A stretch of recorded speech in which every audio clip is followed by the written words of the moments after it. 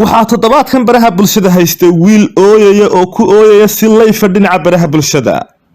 wiilkan hooyadii gabadh darteed sharafta uga qaaday isagoo si layf ah u sheegay hooyadiis oo nool inay agtiisa ay ka dhimatay, taasoo uu ku macneeyey inay ka jeceshahay carruurta kale ee la dhashay ee walaalihiisa.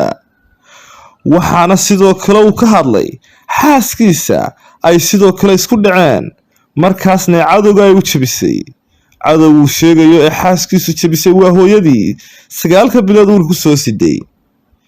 waxa uu sheegay hooyadii inay ugu cadhootay una diidan tahay maadaama uu guursaday gabadh ka soo jeeda beesha Jararweyne oo ay ku takooreen. haddaba dhacdada wiilkan oo ooyaya iyo muuqaal uu soo duubay oo uu si layf uga hadlayo dhibaatooyinka iyo rafaadka uu maray ee hooyadii u geysatay iyo waxyaabaha wiilkan loo beegsaday ayaynu barnaamijkeena maanta aynu ku dahqaadaynaa. hayeeshee daawada muuqaalkan laygaree kusoo dhawaada barnaamijka. waxaa toddobaadkan baraha bulshada haystay wiil ooyaya oo hooyadii gabadh darteed sharafta uga qaaday, isagoo si layf ah u ooyaya sheegay hooyadiis oo nool inay agtiisa ay ka dhimatay, taasoo uu ku macneeyey inay ka jeceshahay carruurta kale ee la dhashay ee walaalihiisa. waxaana sidoo kale uu ka hadlay xaaskiisa ay sidoo kale isku dhaceen, markaasna ay cadowga ay u jabisay. cadowga uu sheegayo ee xaaskiisu jabisay waa hooyadii 9 bilood uurka ku soo siday. wiilkan oo muddo saacad ah layf kaga jiray bartiisa TikTok ayaa kaga yaabsaday bulshada Soomaalida, waxaana hadaladiisa laga dheehan karayay inay sheekada ka bilaabatay gabadh uu guursaday, sidaasna ay hooyadii iskugu dhaceen. waxaa ka mid ahaa hadaladii xanafta lahaa ee uu sheegay wiilkan in haddii aabbihii uu noolaan lahaa xilligan uu heli lahaa cadaalad, taasoo uu sheegay in hooyadii xaq ka gashay. wiilkan oo ilmeynaya ayaa sidan yidhi: wax walboo ahaataba waxaan maanta ka xumahay in hooyaday dumisay gurigayga, weliba ay iga fogaysay xaaskaygii aan jeclaa oo ay iga furtay. anigu meel ma la iiwaan. wuxuu yidhi anigu ma garanayo waxaan laygu samaynayo, waan caafimaad qabaa, laakiin hooyaday maanta xaalka aan ku jiro iyada ayaa u sababa. anigu waan jeclaa xaaskayga, balse maanta islama noolin, hooyo ayaana u sababa. wiilkan oo hadalkiisa layfka TikTok sii wata ayaa waxa uu yidhi: wiilal badan ayaa waalidkood god ka geeyey oo dilay, laakiin aniga middaa kulama yaabo inaan sameeyo ee hooyo iigu soo duceeyey inuu alla dhankayga qalbigeeda soo aadiyo. labadan lamaanaha ayaana isku dhalay ilaa 3 carruura, kuwaasoo muddooyinkii ugu dambeeyey baraha bulshada caanka ahaa, markaasna muuqaalo jacayl iyo wacyigelin ah ku soo bandhigi jiray, isagoo inta badan ka cabsan jiray in xaaskiisa ay bulshada Soomaaliyeed ee kale ay cunsuriyeeyaan, oo ay tahay inuu isagu cunsurnimadaasi uu soo afshiro, uuna jecel yahay xaaskiisa sababtoo xaaskiisa ayaa ka soo jeeda beesha Jararweyne. sidaana uu dhahay Soomaalida dhexdeeda waxaan kala kulmaa faquuq iyo xadgudub ku dheehan yihiin cunsurinimo.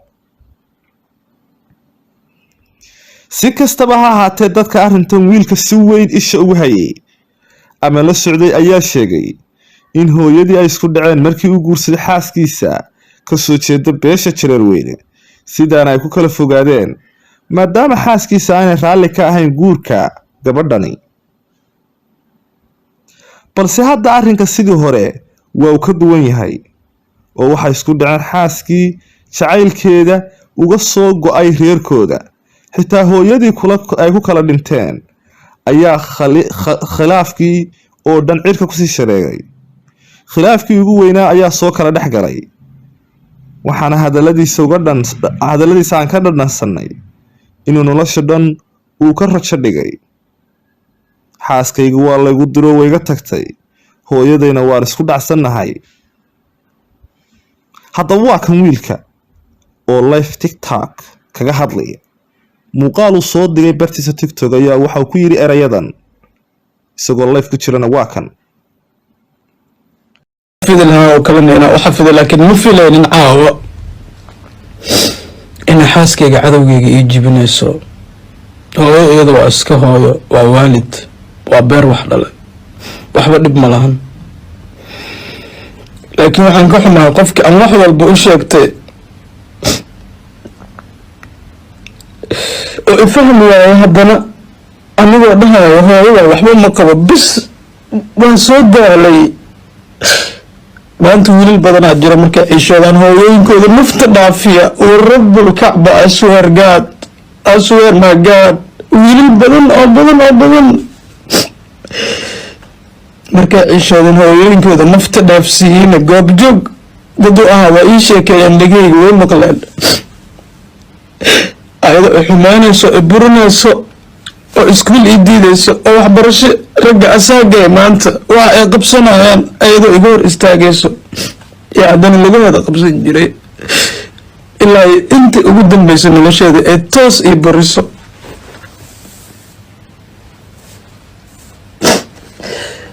at the same times waalidka laguma nici karo wax la-aan, iyo sidaa u xafidi lahaa. jeclahay hooyo, nafteedan kaa jeclahay, laakiin waxyaabaha ay igu samaysa dunida ugu necbanahay.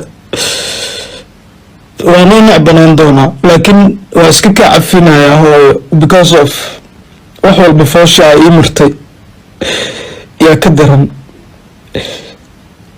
laakiin hooyo waa noo kala eexatay, aniga iyo walaalahay waa noo kala eexatay, taasna waa caadi. haddii uu aabba noolaan lahaa maanta, laakiin dhib malaha, xoogaa yar cadaalad yar ah heli lahaa at least. wax walba ahaato waxaa idinka raali gareynayaa maadaama ay shucuurteeda bedelantay.